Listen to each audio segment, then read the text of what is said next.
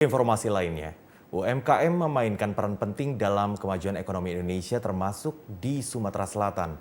Tenun songket khas Palembang merupakan salah satu produk UMKM yang mendorong pergerakan ekonomi dan menjadi warisan budaya di Sumatera Selatan.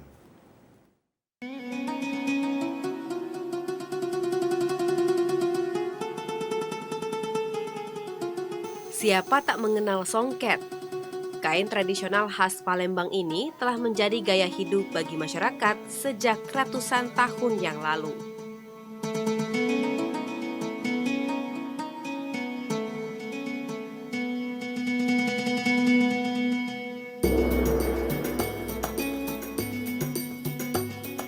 Keberadaan tradisi kain songket muncul pertama kali pada masa Kerajaan Sriwijaya pada abad ke-7 hingga abad ke-13.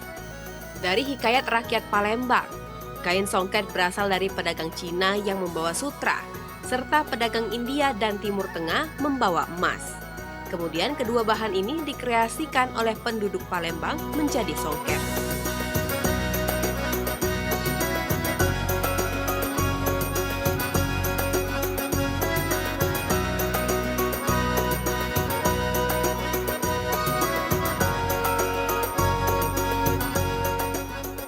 Lestarinya kain songket hingga saat ini tak terlepas dari peran para pengrajin yang masih mempertahankan warisan budaya hingga saat ini.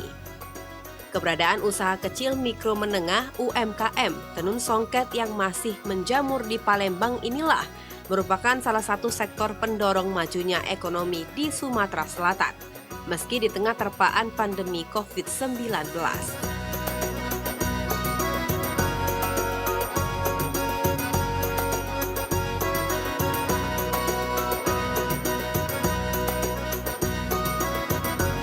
Kawasan Tangga Buntung, Kecamatan 32 Ilir, Kota Palembang, merupakan salah satu kampung keturunan asli Palembang yang meneruskan tradisi menenun songket dari generasi ke generasi.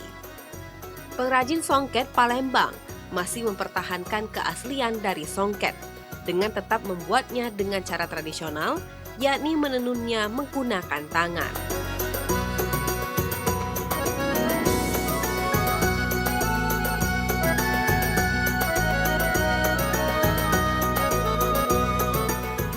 Songket dibuat dengan teknik menyukit.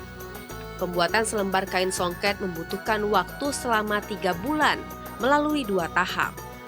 Tahap pertama, menenun kain dasar, kemudian membuat ragam hias untuk mempercantik kain tenun yang masih polos menggunakan benang emas atau sutra.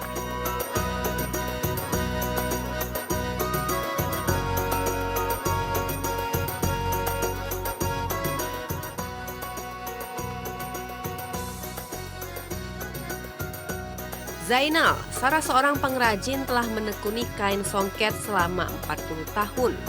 Ia meneruskan usaha neneknya yang telah dirintis sejak tahun 1932.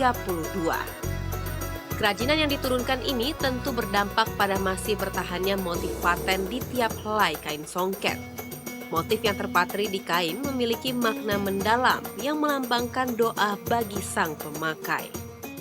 Songket ini banyak sekali yang aturan makainya, ya, arti daripada filosofis songket itu sendiri. Setiap songket itu mempunyai makna dan arti. Jangan sampai salah makai songket karena terlalu modern, terlalu gaya, nggak ngerti arti, nanti bisa kita kena sendiri. Misalnya katakanlah ada songket janda berhias dipakai orang yang sudah kawin atau yang belum kawin, itu bisa bahaya kan itu nggak bisa, itu sangat sakral. Kalau motifnya yang saya tahu yang sudah kita patenkan aja oleh pemerintah daerah Sumatera Selatan ini sudah 70 motif yang sudah dipatenkan. Jadi songket itu memang banyak ragamnya dan banyak pula arti dan maknanya. Jadi tidak bisa pakai songket itu sembarangan. Misalnya songket itu sudah berbentuk sarung sama selendang, itu tidak boleh dijadikan fashion ataupun baju. Kalaupun kita mau menjadikan fashion atau baju, itu kita buat dengan bahan daripada kain songket itu sendiri. Dia tidak mempunyai kepala dan tidak mempunyai bahasa tumpal. dia cuma hanya mempunyai pinggiran satu atau sama sekali tidak mempunyai pinggiran. Itu untuk dibuat fashion. Bahkan sekarang masyarakat yang tidak mengerti asal jual songket, asalnya akhirnya tidak bisa dipola kalau songket yang sudah ada kepalanya ataupun memang itu sudah didesain ataupun sudah dibuat untuk kain sarung dan selendang. Salah satu jenis kain songket yang terkenal adalah naga besaung. Songket naga besaung biasa dikenakan pengantin pada prosesi pernikahan. Motif naga songket ini melambangkan kesejahteraan, kebahagiaan, dan kerukunan.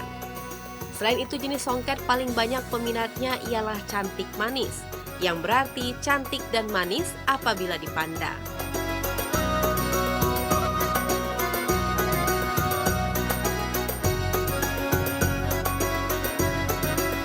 Tak hanya di Indonesia, songket khas Palembang juga digemari warga mancanegara seperti Malaysia, Singapura, dan Brunei Darussalam. Hal ini menjadikan peluang bagi perajin songket untuk memasarkan warisan budaya ini ke seluruh penjuru dunia.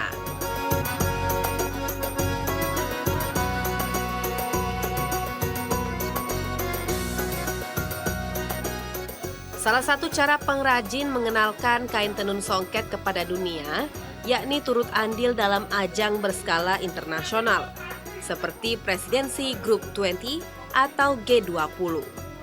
Pengamat ekonomi Universitas Sriwijaya Muhammad Ihsan mengungkapkan, ajang ini dapat menjadi momentum bagi UMKM untuk mengglobalkan produknya, termasuk kain tenun songket Palembang yang unik. Nah, sebenarnya ajang G20 ini merupakan ajang yang sangat baik untuk mempromosikan bukan hanya dari sisi ekonomi ya, tapi dari sisi juga UMKM, termasuk walaupun UMKM dalam ekonomi. Sayang sekali kalau kita tidak memanfaatkan momen ini untuk menunjukkan loh bahwa Indonesia tuh kaya. Indonesia tuh bukan hanya Bali loh sebenarnya. Ya, Indonesia tuh dari Sabang sampai Merauke. Dan ini sebenarnya bisa dijadikan momentum oleh para UMKM untuk mengglobalkan produknya. Dan sebenarnya ini butuh dukungan ya, bukan hanya pemerintah pusat, tapi bagaimana pemerintah daerah bisa mempromosikan keunikan-keunikan dan produk-produk khas dan unggulan dari daerahnya untuk bagaimana bisa kita tunjukkan ke dunia. Sebenarnya dengan ada G20 ini ya, ini alhamdulillah Indonesia pertama kali ya presidensi ini yang kita diadakan di Indonesia. Nah, ini sinyal positif ya. Sebenarnya harus bisa dimanfaatkan, mungkin bisa jadi souvenir ya bagi mungkin untuk peserta G20, atau ya bagaimana caranya ya pemerintah daerah juga bisa membantu untuk audiensi ke pusat supaya songket ini bisa bagaimana bisa kita ekspor keluar gitu sebagai kain khas dari Sumatera Selatan supaya bisa mempermudah keran ekspor ke sana. Pengemasan produk menjadi kunci untuk menarik para tamu guna mengenal songket. Bukan hanya produknya tetapi sejarah dan nilai budayanya.